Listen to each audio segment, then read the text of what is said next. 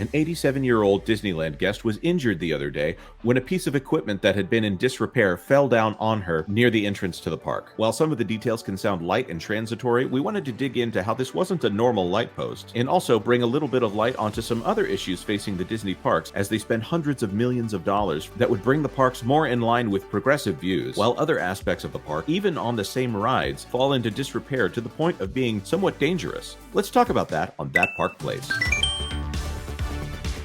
Hello, I am Jonas J. Campbell. I'm an investigative reporter for That Park Place, and I'm also one of the co-hosts for That Park Place Live, where we had this discussion. We haven't had an update, so we don't know if everybody's doing all right. We hope they are, but as the story was still developing, we had to talk about the state of Disney parks. As Disney proposes spending $60 billion over the course of 10 years, mostly in foreign parks or on cruise ships, we pondered why it is that Disney doesn't seem to be wanting to spend money repairing the parks that they already have in order to give guests the magical experience that we've all come to expect from the Disney company. Let's talk about that. But as long as we're talking about the situation over there at Walt Disney World, sorry, I should say over at Disney Parks, because something has happened at Disneyland. A lamppost has fallen over on Main Street, USA at Disneyland, and multiple guests have been injured.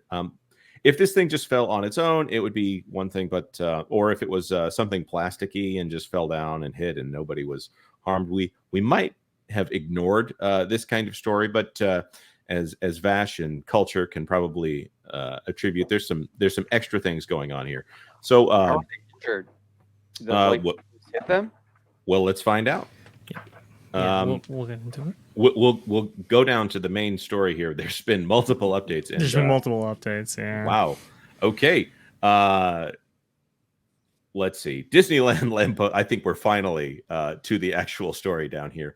We saw several cast members and emergency personnel on site this morning. The lamppost, which has stage lighting for the parade rather than themed lights, was in a flower bed and fell towards the flagpole in the middle of Town Square. This happened prior to 8:45 a.m. As you can see here in this picture, this is, like they said, this is a stage lighting lamppost. So this is not your typical kind of lamppost where it's just there for decoration. This one has these large spots on it, and as in spotlights. That's big. That is you wouldn't want one of those falling on a person, let alone 1, 2, 3, 4, 5, 6, 7, 8, 9. We would consider that a lighting tower. Yes. At the entertainment department. So this looks like it toppled and went past the railing here, where they're keeping people out. Those are the China rails right there, as I like to call them. Well, we can tell you why we call them that in a different context. How long had it been there? 1955. No, those are these.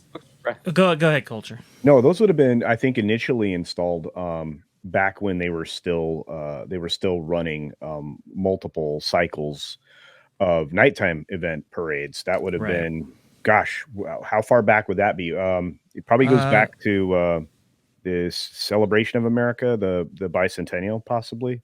Main Street Electrical Parade premiered, I believe, in 1972. So, there you go. Yeah, that's probably mid 70s, early 80s is how long those have been there, and that's actually one of the point of contention that I have, because they haven't necessarily changed out those lighting towers. They've just added to them over the years, switching out lights and so forth. And we know that those kind of those new LED operations, they can be a little bit heavy, especially with their processing units attached. So that, I'm it's all kind of speculative at this point, because I'm sure this is going to be pending an investigation. 3 people were injured. One, a very elderly woman, was actually hit in the head. That's horrible. Which, if I'm getting the demos right here, she was carried out via stretcher to the hospital. So this is a very serious incident right here, and as you can see, I mean, these things are hundreds of pounds here. I'm getting reports that maybe even the lights themselves, the spots, got dislodged and may have become projectiles as well. So I'm still researching the story. It crashed, the glass sprayed. You could see that in that one. You can see the glass looks like it's been shattered. Hard to tell. Well, at that speed, sorry, I don't know what speed it fell, but that much weight coming to a stop immediately, especially if it had an impact, I can see glass shattering in an instance like that. if this is anything like the Walt Disney World version, there would have been a lot of people coming through. This would have been very early in park hours as well, 8:45 in the morning, before 8:45 in the morning, I should say. You know, like this is the thing. Sorry, go ahead. This would have been leading up to rope drop. So yeah, I mean, people do huddle in this area, and as they are prevented from exploring the rest of the park. So this is looks like they have that big tree there too. So people were probably checking that out. And right. Yep. Whenever there's something like this that happens at a Walt Disney Parks and Resort location, I always remember that these are people that are on vacation. These are people that are there for a good time. These are not people that are expecting to be looking around them for heavy equipment, even though obviously Disney Magic kind of hides the fact that there's a lot of machinery going at the parks at any given time.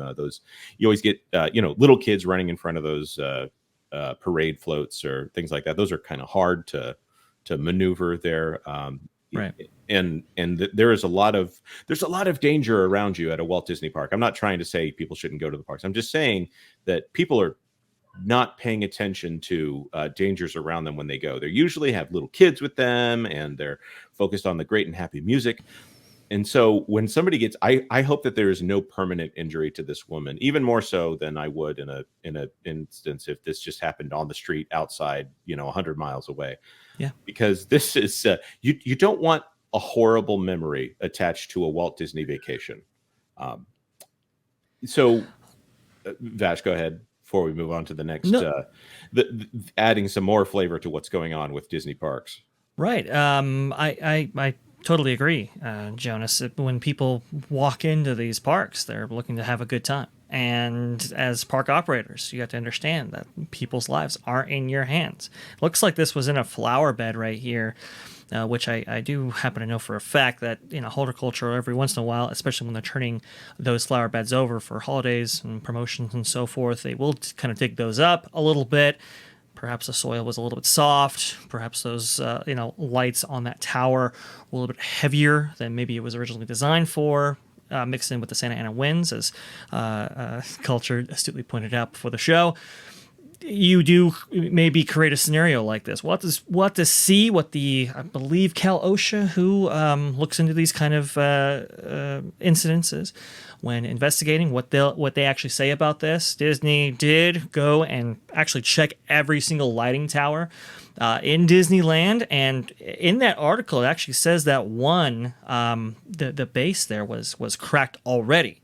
So that's deeply troubling right there. They did I believe they added either come-along straps or some kind of guide wires to some of these as well in order to fortify them. This is a story that we'll have to keep a close eye on, because this shouldn't have happened at all. Well, speaking of the one that fell was already damaged, or they found another one that was damaged. They found another one that was damaged. Yep. I'm also going to throw this in here. Great comment from Morgan King, and everyone is looking down at their phones too. Yes, you're absolutely correct. The Walt Disney Company has designed their parks so that everyone is looking at their phones and not up at the beautiful architecture and things they have here. So speaking of things that are, just one last point on this. I feel like this could be a financial issue too, because I would assume that there's a bunch of ambulance chasers trying to track down this woman who's been severely injured, and yes, absolutely. If this was in Walt Disney World, Morgan and Morgan would be there as soon as they found out what her name is. I think they're national now. Morgan and Morgan is national now. I get ads up here in Virginia. Yep. And I know they're also in Kentucky as well. But we're not totally moving on from this, but this was from October. The temple scene at the Jungle Cruise. They've put up these nets here, and that kind of look like they could be jungle themed, but no, they're not. If you know what that's supposed to look like, these nets are not supposed to be here. It looks like the rocks and the facade here that is made of rock, and among other things, is crumbling, and so they're having to put up these nets in order to protect guests from being hit by fallen pieces of the ride. There's no way I would go on this ride. No way. Well, here's what's even more I don't want to say it's ironic. I don't want to say it's poetry, but this is the same ride where was it Mark Davis that designed the scenes on this ride, and they put so much money into redesigning the scenes in this ride that are now culturally problematic in the view of the Walt Disney Company. And so they've spent all this money fixing the cosmetic issues of the ride, while the ride itself is in disrepair. And it's, in fact, kind of dangerous to guests unless they have these extra safety, these safety band-aids put on top of it until they can actually fix the ride. So is this the one where the boats were sinking too? Yes, there have been instances where boats have sunk here. There's been one boat that's sunk in the last few years. They do take on water. They do have a bilge, a plug in them, and sometimes those will get loosened. That one of the boats, I don't remember, Vash, correct me if I'm wrong, but one of the boats they actually sunk when they repositioned it in the water from the crane. So they've had, and even before this, you'll remember culture that like Splash Mountain, for example, they had logs that were sinking and so because forth. The plugs got pulled. Yeah, right. Yeah, and Pirates had a real big problem when they switched from the rigid fiberglass boats to the Rubbermaid bathtubs. Wow, that was a disaster. Yeah. Oh. Yeah, lots of issues with those. Yeah. Yep. So also the Jungle Cruise, by the way, if anyone's fearful of drowning on the Jungle Cruise, it is. Yeah, I don't think you're in danger anywhere on the Jungle Cruise unless you're getting in the way of the animatronics. And it's not like the Jaws animatronic at Universal Studios that presented an actual danger of being crushed. It's just it's knee deep water there at the Jungle Cruise. You don't want to get wet. That's your biggest concern about the water there. I'm now more concerned about falling rocks here. So if you want to share my screen just for a second there, Jonas, it's not just the Jungle Cruise on the East Coast that is having problems, but it's also the Jungle Cruise on the West Coast now having problems. This via MiceJet on last week's update here. Jungle Cruise unexpected to close down for several days last week due to what appears to have been a structural issue with one of the sets. The attraction is now reopened with some temporary changes. These construction fences here and this tarp right here, that is not supposed to be part of that scene at all, and they've had to add that. Additionally, multiple effects like the piranhas and some of the other attraction details aren't actually working and operating. So this isn't just an East Coast problem. This has now become a West Coast problem, and this kind of, you can add this on to the number of incidents that have actually occurred and some of the examples of deferred maintenance. You can see right here, the Tron coaster that is brand new, it just opened, has accumulated this horrific filth on some of its parts here. You can see that right there. But this kind of follows a number of incidents that have actually happened recently at Disney's parks. So remember this, the Murphy Dragon. We are still waiting for an investigation on this guy, but that caused all the pyrotechnics all over the world to be suddenly halted after this. I think it was a $10 million figure burnt to the ground right here. This is. It was a cool video. I hope it wasn't terrifying for any kids that happened to be there. But of course, Disney's not. Well, it was terrifying for the Mickey Mouse actor. He was like heading to run away. Yeah, he was like, poor woman. We've just seen a deferral of maintenance that I haven't remembered seeing for a while, but I do remember when the last time there has been a deferral of maintenance on this scale. Actually, back in the 1990s, Paul Pressler famously implemented, quote, reliability-centered maintenance at Disneyland, and this eschewed human judgment in favor of repair histories and ride failure rates to determine when maintenance was needed. Mechanics were also eliminated or asked to work overnight shifts when more could be done without guests in the park. And unfortunately, that had severe consequences.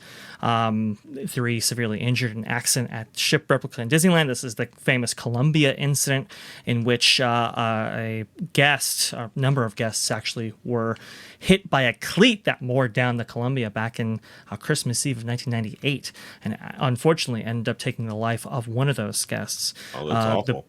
The Big Thunder incident, famously back in September 5th in 2003, unfortunately, part of one of the trains of Big Thunder actually derailed, crushing the individual in the very next first row and injuring 10 others.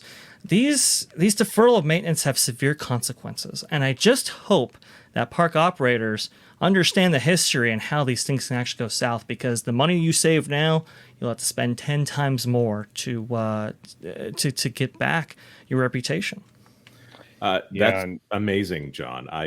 Sorry, that's amazing, Vash. Vash, you are amazing. John, we'll get to you later. I love that when we bring up topics like this, if I can be like, hey, here's two problems from recent history. And then Vash comes in with, hey, here's and I'm sure that's not an exhaustive history, but very, very good job, Vash. Culture, what were you going to say? Nothing. It's just the deferred maintenance also costs them, not just in what he said, but and of course reputation, which is awful. It creates a deferred maintenance. It creates a long-term business problem that Disney had been fighting even at Walt Disney World up until before Iger left. Lots of people were not thrilled with the way Chapek was running parks, products, and experiences, because you could see the lack of dedication to preservation of show. So, hotels would have lights out for months, years at a time. Like the Grand Floridian, it was like, take a picture of it and all the, light bulbs could be out forever. And that happened throughout the parks as well. You'd walk through Magic Kingdom and you'd have all this stuff and chipping paint and everything that wasn't supposed to be there, because there used to be extensive maintenance programs in place just for the show elements, not even for the safety stuff, that's paramount. That has to be the thing that you take care of. But when it comes to that, you're destroying show. And I mean, everything that is relaxed underneath Iger is an extension of what the retail guru Paul Pressler brought in place, before that.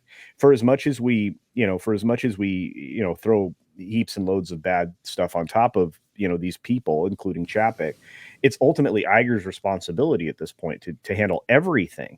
And none of that's being done. And all of the money is being shuttled outside of the United States. I guarantee you go to the OLC managed properties in Japan, you're not going to find any bad show. None at all. Absolutely. Here's the thing. Of course, it's a biblical concept. Faithful in the small things means you're faithful in the large things. Yeah. The fact that all of the animatronics actually work on Splash Mountain in Tokyo Disneyland, and that Imagineers, we have stories of Imagineers weeping when they go to Tokyo Disneyland because everything is actually repaired. Because Walt Disney Imagineering is in a constant fight with operations, because operations will remove something rather than repair it on occasion. So absolutely. The thing that I want to wrap this up with is, if you had $60 billion and you actually had $60 billion, what is the first thing that you should handle rather than this blue sky? Maybe we're thinking of Indiana Jones in the park in like 10 years or something. And what is the first thing that you do? That's $60 billion there, Jonas. That averages out to $6 billion a year over 10 years, right? And that's the amount that they're spending now. Some people have said, well, they can maybe allocate some of that capital to the back half of that. And I push back a little bit and say, you want to reduce the budgets even further? I mean, this is what we're seeing now at its current spending rate. And obviously that adjustment will change anyway due to inflation. The first thing I would do, a wide sweeping maintenance program for sure. I mean, just to make sure that we're buttoned down everywhere and that we have preventative maintenance. This is something that was adopted by Disneyland following the Pressler era in order to kind of overcome some of these issues. They understood that, hey, maybe allowing attractions to die on the vine maybe isn't the best way to go about this. So can we prevent some catastrophic things from happening, like say, where we have to go in and replace Space Mountain's track, for example? Can we go in there and prevent some of this from happening? But I also allocate a little bit of these company resources towards infusing more of a kind of a cultural program at the parks, in which they really get back to guest service show, all those really fine tenets right there. We've had a lot of those people, that institutional knowledge fall away. We were talking about this in the creatives on Pro Show yesterday, but a lot of the old-time cast members that would pass down a lot of this stuff have been removed from the company, unfortunately. So can we infuse some I don't know, cultural uplift, let's say, throughout various rank and files? I think that would go a long way as well. Go ahead, Colton. I think, no, I'm with you. I want to support that, because I think they need to reach back in time, grab as many of the former employees that are still alive. That's the other problem.